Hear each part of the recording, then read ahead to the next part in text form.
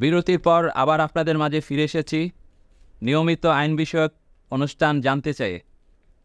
আমাদের মাঝে আজকে উপস্থিত আছেন Mohammad Azam Ali, advocate, Bangladesh supreme court.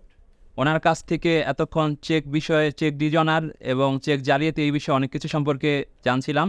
এখন তার পরের যে পদক্ষেপগুলো ওগুলো এখন আরও কিছু জানবো তার কাছ থেকে। আচ্ছা, আপনারা ছিলাম যে 420 একটা দণ্ডবিধির ধারা, ওই সম্পর্কে আপনি বললেন যে মানে আমার কাছে যদি ডকুমেন্ট থাকে এবং চেক যদি না থাকে সেক্ষেত্রে হয়তো আমি ওই যে পেনাল করে যেটাকে বলে আমরা দণ্ডবিধি 420, 406 এই ধারার মামলা করতে পারবো। ওটার প্রসিডিউরটা কি একটু যদি বলতেন। 420 ধারার মামলা, এটা একটা প্রতারণার মামলা। আপনার প্রসেসিং হলো, এটা প্রথম শ্রেণী ম্যাজিস্ট্রেট আদালতে মামলাটা দায়ের করতে হবে সিআর মামলা হিসাবে, যে বাদে আমার সাথে প্রতারণা করেছে, সে আমাকে আমি তাকে যে টাকা দিয়েছি বা সে টাকা আমাকে সে দিচ্ছে না, এর জন্য আমরা সেটা চেক ডিজাইনারে মামলা করতে পারবো না। কারণ যেহেতু আমাদের কাছে চেক নেই, আমরা ওই সে ডকুমেন্ট দিয়ে আমরা সিআর মামলা দায়ের করতে পারি। আচ্ছা, আরেকটা আপনার কাছে প্রশ্ন, যে আমরা কি চেক ডিজনার যেটা বলেন NI 1-38, এই মামলাটা কি আমরা কোর্টে যেও করব নাকি আবার থানায় যেও আমি করতে পারি? একটা ধারার মামলা সাধারণ থানায় নেয় না, বা থানায় করার কোনো procedure নাই। তো এটা আপনার কোর্টে যে এই মামলাটা দায়ের করতে হয়। আর 420 যেটা বললেন যে সেকেন্ড, যে আমার চেক নেই কিন্তু আমার ডকুমেন্ট আছে, কিংবা আমার মানি রিসিট আছে, কিংবা আমার স্ট্যাম্প আছে, মানে আমার সাথে যে তার টাকা লেনদেনের একটা চুক্তি হয়েছে, যেভাবে হোক, ব্যবসায়িক কারণে হোক আর যে কারণে হোক, ওই সূত্রে কি আমরা কোর্টে যেয়ে মামলা করব নাকি থানায় যেয়ে মামলাটা দায়ের করতে পারি?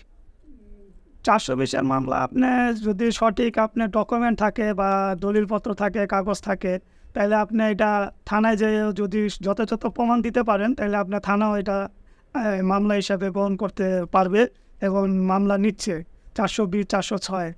কিন্তু আপনি এটা কোর্টেও করতে পারবেন। যদি থানায় যদি না নেয়, তো আপনি যথাযথ কারণ দেখিয়ে বিজ্ঞ আদালতে যদি প্রমাণ করতে পারেন যে আপনি থানায় গিয়েছেন, থানা প্রতিপক্ষ মামলা নিচ্ছে না, তখন আপনি সে ডকুমেন্ট দেখিয়ে আপনি বিজ্ঞ আদালতেও সিআর মামলা দায়ের করতে পারেন। 420 মামলা আপনি কোর্টেও করতে পারছেন এবং থানাও করতে পারছেন। আর আমরা যদি থানায় করি মামলাটা, তাহলে এটার প্রসিডিউরটা কি হবে? মানে আসামি কি মামলা করার সাথে সাথেই কি ওয়ারেন্ট ইস্যু করা হবে নাকি তদন্ত দিবে? না, মানে আপনার থানায় মামলা দায়ের করার সাথে সাথেই ওয়ারেন্ট হিসাবে গণ্য করা হয়। যদি এটা থানায় মামলা দায়ের করে, তাহলে আপনি সাথে সাথে আসামি গ্রেফতার করতে পারেন। আর আদালতের ইয়াটা কি হবে যদি আমি আদালতে যেয়ে করি? আদালত অনেক সময় আপনি যথাযথ যদি মনে না হয়, তখন সে এটা তদন্ত দিতে পারে।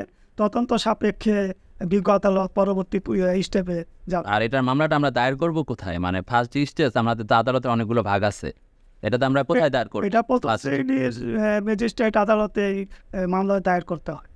আর এটার পরবর্তী যদি পদক্ষেপ কি, যদি আমার তদন্ত যদি আমার পক্ষে আসে বা বিপক্ষে আসে, তারা একটা রিপোর্ট দিবে, ওই সূত্রে মামলাটার স্টেজ শুরু হবে। আমাদের পক্ষে যদি তদন্ত আসে, তাহলে আমরা বিজ্ঞ আদালতের কাছে ওয়ারেন্ট চাবো আসামির। আর যদি আমাদের বিপক্ষে আসে, তাহলে আমরা নারাজি দাখিল করব যে আমরা যে তদন্ত হয়েছে সে তদন্ত আমাদের আমরা পক্ষে সন্তুষ্ট নই। সন্তুষ্ট না, সে পক্ষে আমরা একটা নারাজি দাখিল করলে বিজ্ঞ আদালত সন্তুষ্ট হয়ে আবার অন্য কোনো সংস্থার কাছে পুনরায় আবার তদন্তের জন্য পাঠিয়ে দিতে পারে। আর আসামির এটার পদক্ষেপ কি নিতে পারে এই সূত্রে?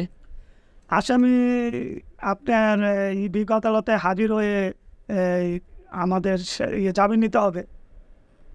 আর পরবর্তী এটা প্রসিডিওর কি, বিচার কি আদালত কি মানে ম্যাজিস্ট্রেট করেই হবে নাকি এটা পরবর্তীতে 420 মামলা ম্যাজিস্ট্রেট আদালতে ট্রায়াল মানে ট্রায়াল বিচার সম্পূর্ণটা ওখানেই কার্যক্রম শেষ করে আপনার বিচারিক কার্যক্রম ক্ষমতা প্রথম শ্রেণীর ম্যাজিস্ট্রেট হাতে।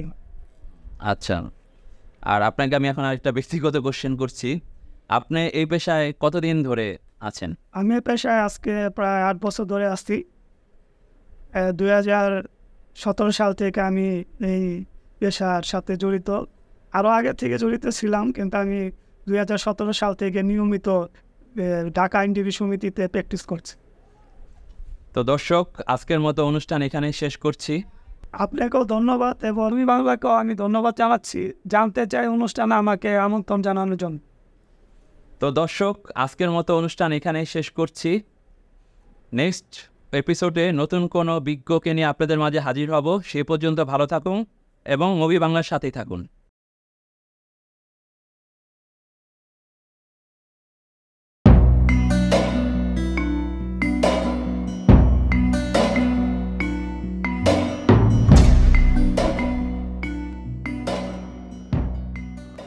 আসসালামু আলাইকুম। মুভি বাংলার নিয়মিত আইন বিষয়ক অনুষ্ঠান জানতে চাইয়ে আপনাদেরকে স্বাগতম। উপস্থাপনায় আছি আমি মোহাম্মদ রাকিব হাসান। দর্শক, আপনারা জানেন আমরা এই প্রোগ্রামে কোনো না কোনো বিজ্ঞ আইনজীবীদেরকে নিয়ে আপনাদের মাঝে বিভিন্ন বিষয় নিয়ে হাজির হই। আজকেও তেমনি একজন বিজ্ঞ আইনজীবীকে নিয়ে আপনাদের মাঝে হাজির হয়েছি। আমাদের মাঝে উপস্থিত আছেন Mohammad Azam Ali, advocate, Bangladesh supreme court. Sir, আপনি কেমন আছেন? জি আলহামদুলিল্লাহ ভালো আছি। আপনি কেমন আছেন? আমিও ভালো আছি। দর্শক, আজকে আমরা যে বিষয় নিয়ে কথা বলবো সে বিষয়টি হচ্ছে চেক জালিয়াতি প্রসঙ্গে।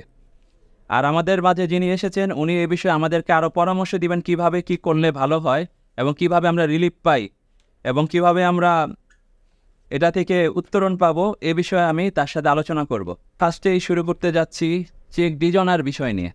দেখা যায় টাকা পয়সা লেনদেন করি, দেখা যায় আমাদের সাথে একটা সুসম্পর্ক বজায় রাখার জন্য ব্যবসায়িক ক্ষেত্রেই হোক কিংবা দেখা যায় ধারে হোক, আমরা একভাবে টাকা পয়সা লেনদেন করি। অনেক ক্ষেত্রে দেখা যায় যে আমরা ডকুমেন্ট পাস করে আমরা টাকাগুলো করি, দেখা যায় স্ট্যাম্পের মাধ্যমে দিতে পারি অথবা চেকের মাধ্যমে দিতে পারি। সেক্ষেত্রে আমাদের করণীয় কী? দেখা গেল আমরা টাকাগুলো আমরা টাইম মতো পাচ্ছি না, যাকে দিয়েছি টাকাটা যেই টাইমে আমাদের দেওয়ার কথা ওই টাইমে আমরা টাকাগুলো পাচ্ছি না। সেক্ষেত্রে আমাদের করণীয় কী, মানে চেকের ক্ষেত্রে করণীয় কী এবং আমরা যে অনেকভাবে যে ডকুমেন্টারিভাবে টাকাগুলো দিই ওই ক্ষেত্রে করণীয় কী? আমরা ফার্স্টে চেকের কথাই বলি, এটার প্রসিডিওরটা কী যদি একটু আমাদেরকে বলতেন। কোনো প্রতিষ্ঠান, আর্থিক প্রতিষ্ঠান বা ব্যক্তি থেকে টাকা নেই, তখন তারা সিকিউরিটি হিসাবে আমাদের থেকে একটা চেক রাখে। তো ওই চেকটা যখন আমরা টাকা দেই না বা টাকা নিয়ে ঘোরাই, তখন তারা টাকা ওঠানোর জন্য নিশ্চয়ই তারা আইনের পদক্ষেপ নেবে। কারণ আইনের পদক্ষেপ না নিলে একটা সময় থাকবে, ওই সময়ের ভিতরে তারা যদি টাকা না ওঠায় হয়তো বা টাকাটা তারা নাও পেতে পারে, তখন তারা আদালতের শরণাপন্ন হয়। কিন্তু এর একটা সময় আছে, কিছু প্রসেসিংও আছে, ওই প্রসেসিংগুলোর আপনার মাধ্যমে যেতে হবে। তো প্রথমে আমাদের যে চেকটা আমাকে দিল, যে চেকটা আমাদের ব্যাংকে উপস্থাপন করতে হবে। যে ডেট দিবে সে ডেটে 6 মাসের মধ্যে ব্যাংকে উপস্থাপন করতে হবে। উপস্থাপন করার পরে তার অ্যাকাউন্টে যদি টাকা না থাকে বা অ্যাকাউন্ট যদি বন্ধ থাকে বা কোনো সিগনেচার যদি না মিলে, তাহলে ব্যাংক আমাদেরকে সে চেকটা ডিজনার করে আবার ফেরত দিবে, একটা স্লিপ দিবে ডিজনার করে। আর এটা আইনি প্রক্রিয়াটা কি? প্রথমে চেক ডিজনার ব্যাংক উপস্থাপন করার পরে চেকটা ডিজনার হলে ডিজনারের আমার একটা স্লিপ দিবে। তো আমরা ওই ডিজনার স্লিপ পাওয়ার পরে আমরা 30 দিনের একটা সময় দিয়ে আমরা যে আমাদেরকে চেকটা প্রদান করে তার বরাবর আমরা একটা লিগাল নোটিশ দিই 30 দিনের জন্য। তো এই সময়ের ভিতরে যদি সে আমাদের লিখিত জবাব দেয় বা টাকা দিয়ে দেয়, তাহলে আর আমাদের আইনের মাধ্যমে যাওয়ার দরকার নেই, মানে মামলার প্রসিডিউরটা তখন আর দরকার নেই, তখন লিগ্যাল নোটিশ পর্যন্তই আমাদের এটা হয়ে গেল। কিন্তু যখন টাকা দিবে না, 30 দিনের নোটিশ দেওয়ার পরে 30 দিনের ভিতরে সে টাকাটা দিল না, তখন আমাদের কী করতে হবে? 30 দিন পার হওয়ার পরে পরবর্তী 30 দিনের ভিতরে আমাদের লিখিত নালিশের মাধ্যমে প্রথম শ্রেণী ম্যাজিস্ট্রেট আদালতে আমাদের মামলাটা দায়ের করতে হবে। মানে আমরা ফার্স্ট প্রসিডিংটাই হলো লিগাল নোটিশ দিতে হবে। 30 দিনে একটা সময় দিয়ে লিগাল নোটিশ দিতে হবে। ও, সেক্ষেত্রে যদি সে জবাব না দেয় তাহলে তার 30 দিন ওভার হওয়ার পরে আমরা পরবর্তী 30 দিনের ভিতরে আমাদের এই প্রথম শ্রেণী ম্যাজিস্ট্রেট আদালতে মামলা দায়ের হবে। মানে এটা ক্রিমিনাল ম্যাটারে একটা মামলা করতে হবে, অ্যানেক্টের যেটা বলে অ্যানেক্টের আপনার 138 ধারায় মামলা দায়ের করতে হবে। জি চেক ডিজনার।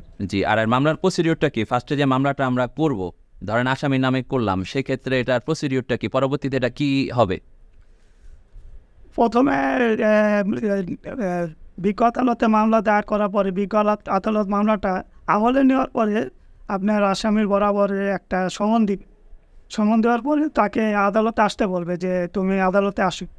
তো ওই সমনের দিন সে আসবে। আদালতে যদি আসে তো স্বেচ্ছা আত্মসমর্পণ নিয়ে জামিন নিতে হবে। আর যদি না আসে তাহলে আপনার বাদীপক্ষ তার বিরুদ্ধে ওয়ারেন্ট চাবে, বিজ্ঞ আদালত সন্তুষ্ট হয়ে তার বিরুদ্ধে ওয়ারেন্ট ইস্যু করবে। আচ্ছা, অনেক ক্ষেত্রে দেখা যায় যে আমরা লিগ্যাল নোটিশের ক্ষেত্রেও বলি এবং মামলার ক্ষেত্রে দেয়, দেখা গেল যে আসামির আমরা যেই ঠিকানাতে ধরেন সমন পাঠাই বা ওয়ারেন্ট পাঠাই, সেক্ষেত্রে অনেক সময় দেখা যায় যে আসামিদেরকে পাওয়া যাচ্ছে না। সেক্ষেত্রে আমাদের পদক্ষেপটা কি? আমরা অনেক সময় আসামির ঠিকানায় পাওয়া যায় না বা যে ঠিকানা দিয়েছে ওই ঠিকানায় সে চলে গিয়েছে বা ওই ঠিকানা এখন থাকে না, তখন আমরা লিগাল নোটিশ পাঠানোর পরে যে আমাদের পাঠিয়েছি আমাদের একটা ডাক রসিদ থাকে, তাছাড়া ওই ডাক রসিদের মাধ্যমে মামলা দায়ের করতে পারি যে আমরা এই চেক প্রদানকারী বরাবর লিগাল নোটিশ পাঠিয়েছি। আর অনেক ক্ষেত্রে দেখা যায় আমরা মামলা করার পরেও তখন কিন্তু আসামিকে পাওয়া যাচ্ছে না, সেক্ষেত্রে এটা পদক্ষেপ কি? তখন পদক্ষেপ হলো যে আসামিকে পলাতক হিসাবে দেখিয়ে পত্রিকায় বিজ্ঞপ্তি দিয়ে আপনার মামলাটা বিচারিক আদালতে নিয়ে যাওয়া। মানে এটা ট্রায়াল কি করে, মানে ম্যাজিস্ট্রেট কোর্ট প্রথম শ্রেণী ম্যাজিস্ট্রেট এটা ম্যাজিস্ট্রেট এনঅ্যাক্টের মামলার বিচার করতে পারে না, বিচার করতে পারে আপনার দায়রা জজ আদালত। মানে ওই কোর্টে যে মামলার প্রসিডিউরটা শুরু হয়, মানে পুরোটা মানে প্রথম স্টেজটা আমরা শুরু করতে পারি ম্যাজিস্ট্রেট কোর্ট থেকে, এটাই থেকে আমাদের মামলাটা দায়ের করে। মানে পরবর্তীতে তখন ওই কোর্টে যায় তখন এই মামলাটা একতরফা ভাবেই হয়ে যায়। যদি আসামি না থাকে তখন আসামিকে পলাতক হিসেবে দেখে পত্রিকা, মানে রায়টা কিভাবে হয় তখন, কি একতরফা ভাবেই হয়? যদি আসামি মামলা এডমিট না করে তাহলে পরবর্তীতে বিচারিক আদালতে একতরফা ভাবে মামলাটা রায় হয়। আর আরেকটা কথা আপনাকে কোশ্চেন করি স্যার, মানে এই ক্ষেত্রে আসামির প্রসিডিউরটা কি, মানে আসামি কি রিলিফ পেতে পারে? দেখা গেল আমরা টাকা যত দিয়েছি এরকম অ্যামাউন্ট নাও থাকতে পারে, অথবা তার সাথে আমার টাকা লেনদেনও নাই, হয়তো আমাদের সাথে একটা পারিবারিক জেরের কারণে এত চেক ছিল, সেই কারণেও তার নামে মামলা দিয়ে দেয়। এই ক্ষেত্রে আমাদের ইয়াটা কি, আসামি কি রিলিফ পাবে? আসামি সময় মামলা দায়ের করার পরে আসামি একটা সমনের কপি পাবে কোর্ট থেকে, তো সেদিন সে আদালতে উপস্থিত হয়ে স্বেচ্ছায় আত্মসমর্পণ জামিন নিতে হবে। তো জামিন নেওয়ার পরে মামলাটা বদলি হয়ে যাবে, ম্যাজিস্ট্রেট আদালত থাকে এটা দায়রা জজ আদালতে চলে যাবে, দায়রা আদালত এটা যুগ্ম দায়রা জজ আদালতকে বিচারের জন্য পাঠিয়ে দিই।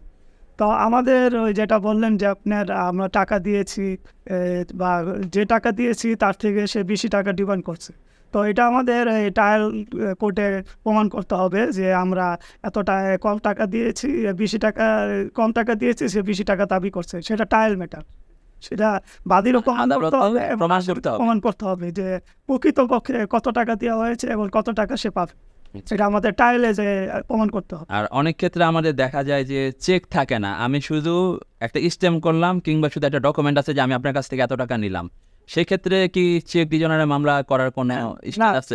চেক না থাকলে তো আপনি চেক ডিজনারের মামলা করতে পারতেছেন, কারণ চেক ডিজনারের মামলা করতে হলে আপনার অবশ্যই চেক লাগে। কারণ আপনি চেক নেন নেই, যে কোনো ডকুমেন্ট নিয়ে আপনি তাকে ধার দিয়েছেন বা টাকা দিয়েছেন বা অন্য কোনো দিয়েছেন, তো সেক্ষেত্রে আপনার চেক ডিজনারে মামলা করতে পারবেন না, কিন্তু আপনি সেখানে মামলা করতে হবে আপনার দণ্ডবিধি 420 ধারায় ফৌজদারি মামলা দায়ের করতে হবে।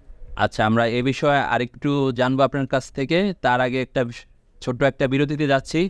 দর্শক, আপনারা আমাদের সঙ্গেই থাকবেন, কিছুক্ষণ পরে আবার ফিরে আসছি।